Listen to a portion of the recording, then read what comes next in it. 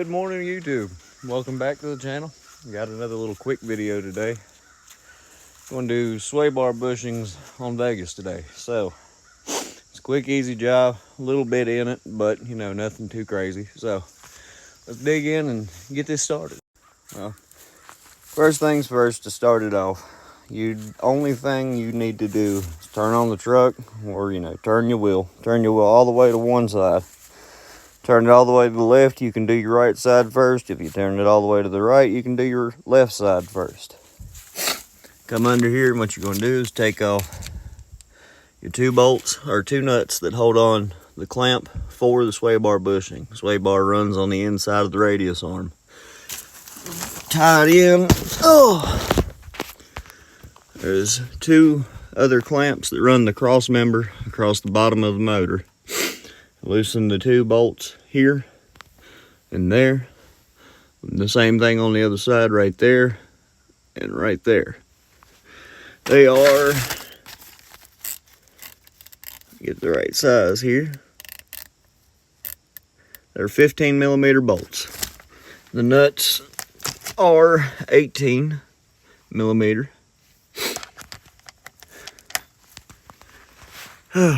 I'll get the bolts here loosened up and those over there, and I'll catch back up with you. Okay, so the 4 bolts that hold on the clamps to the cross member that hold the sway bar in place are loose. I've got the 2 nuts that hold the clamp on to the inside of the radius arm off. And this is what we're looking at.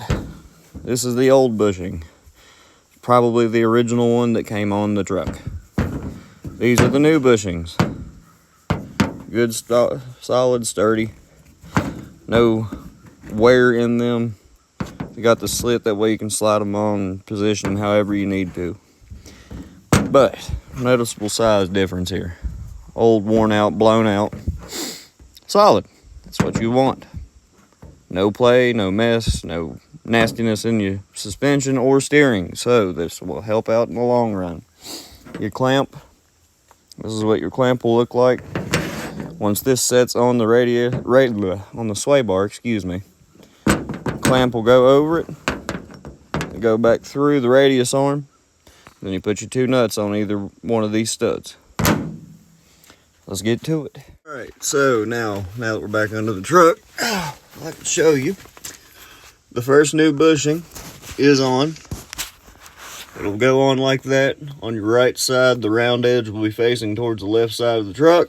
On the opposite side, it'll be vice versa. What you do is you line up your new bushing with where your hole should be at. And then you take your clamp, get my hand in here, put your clamp over, line up your holes, push it on. Make sure your bushing stays lined up. And then bolt it together.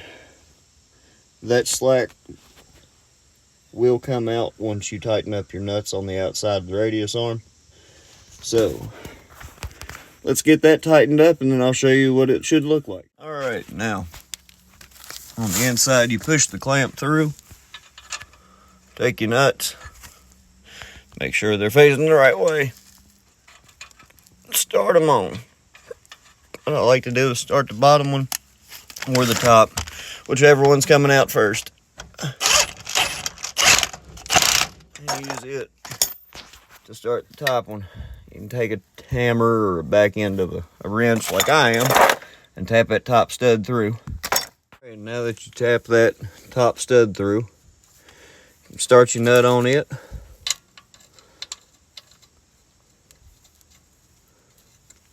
Like so. Go ahead and run them both up. There is probably a particular torque spec for this, but on mine, I do believe in the German torque specs of good and tight. A couple ugga-duggas never hurt.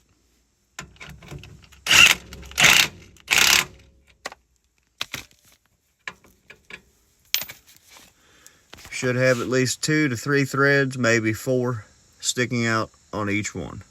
Need to tighten that top one just a little bit more. Okay, now your new bushing should be good and set. make sure go around it with your hand, make sure everything's good as it should be, that the sway bar is coming out of the end of the bushing. Make sure your clamp's tight, make sure there's nothing that looks crazy. Everything is as it should be. Now you can move to your other side now. Do note that there is not going to be as much room to do what you need to do because of the housing for the front differential. But leave these 4 bolts loose. That way your sway bar can move in and out. Don't forget to tighten those up when you get done doing your last bushing. I'll meet you over there. Alright, so now you're going to get back in your truck or your Bronco too, either or, because this will be the same setup on those. Same year anyway. You want to start it up, turn your wheel to the right.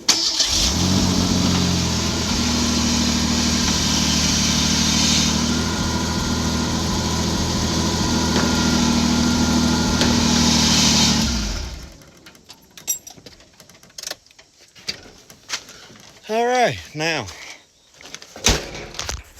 you'll have the room you need. Come in here and get to your next 2 nuts. Again, you're going to take an 18mm socket, back this nut and that nut off. What I had to do on the other side was take a flathead screwdriver and push the clamp through, just because of how awkward it was in there because of that old bushing. But sometimes you'll get lucky and you can just push the clamps all the way through without any help. But sometimes you'll have to use a tool to push the rest of the stud through the radius arm to get it out. Let's work on that and I'll see you on the next side. Okay, so I'm going to try this. I doubt it's going to work, so I'm going to try and set the camera up. That way you can see how the clamp comes out. So you take your top nut off. If you got the gun going the right way. Top nut. Sometimes they get stuck in the dang socket. Just stick it back on the stud and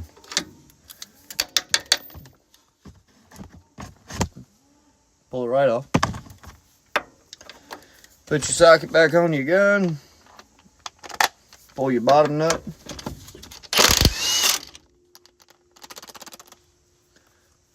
Now, you should be able to. I have to do to this one like I done to the other. A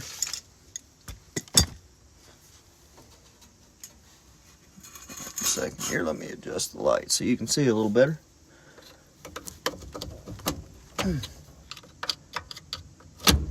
Push that one out.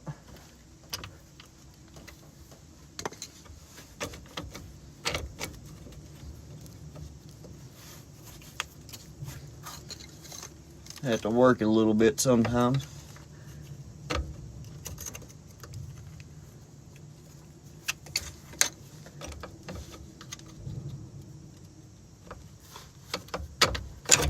There we go. Pull your clamp off. Right there like that. Slide the old bushing out. There you go. There's your old bushing. Alright, back again. Now we've got the new bushings.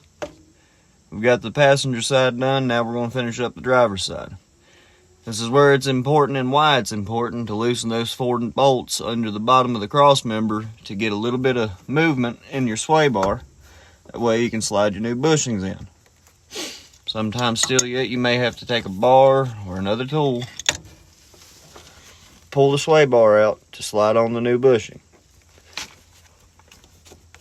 Even then, it can still be a bit of a process.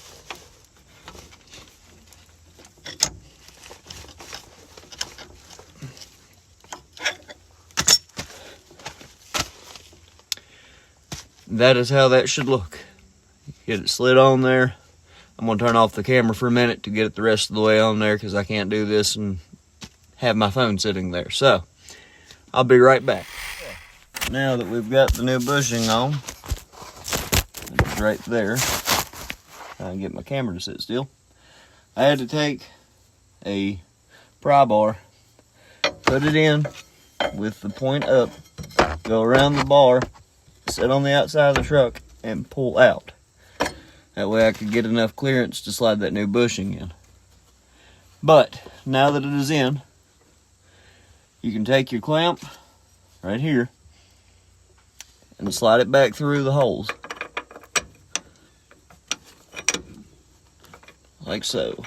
Okay, once you get everything tightened back up, get your clamps on both sides tightened back up, new bushings in. Don't forget to get under here and tighten up your two 15mm bolts on each side that hold pressure and hold the sway bar tight.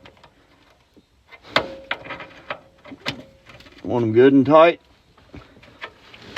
on both sides. That way you don't have any problems going down the road. God forbid your sway bar is loose.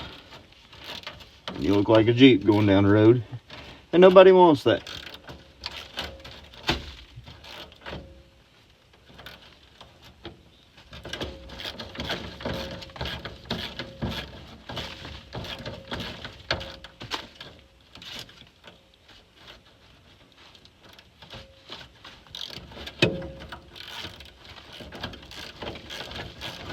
Have the ratchet going the right way too, that helps a lot.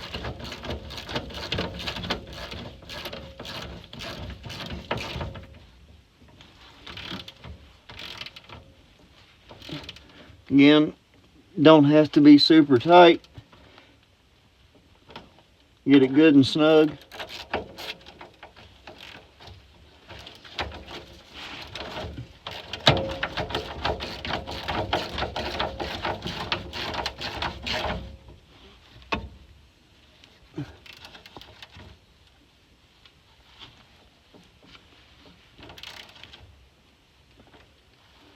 Like so. Now, go around and make sure that everything you laid your hands on and loosened is tight again.